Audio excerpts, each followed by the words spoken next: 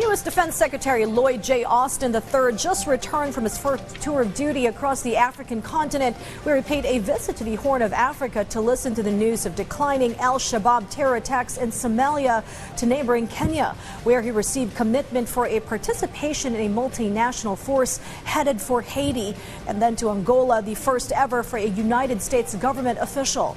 VOA Pentagon correspondent Carla Babb was in the entourage, and she filed the story.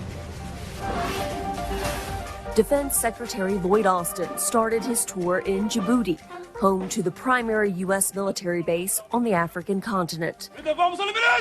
There, he met with Djiboutian leaders and the Somali president, whose forces, Austin said, had made more progress against the al-Shabaab terror group in the past year than the previous 5 years combined. Austin then turned to Kenya. How are you? He visited a base in Manda Bay near the Somali border, where a terrorist attack in 2020 killed 3 Americans. Message here being very clear that the war on terror still remains top on the agenda of the American government. The American and Kenyan defense secretaries signed a 5-year security agreement to support working together against their common terror threat. Austin also pledged $100 million in support of Kenyan security deployments as Kenya prepares to lead a multinational peacekeeping mission to Haiti to combat gang violence. Kenya is ready, Kenya is willing to lead that multinational peacekeeping force that will go to Haiti.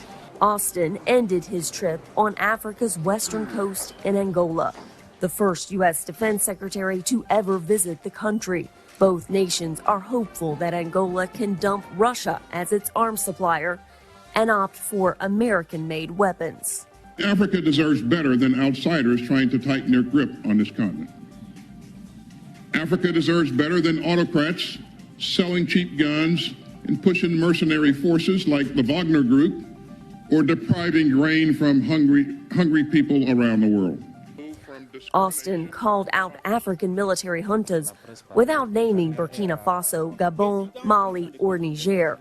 It was his most forceful rhetoric since the military removed Niger's elected president from power in July. When generals overturn the will of the people and put their own ambitions above the rule of law, security suffers and democracy dies. Militaries exist to defend their people and not to defy them. And Africa needs militaries that serve their citizens and not the other way around. France decided this week to withdraw its military forces from Niger by the end of the year.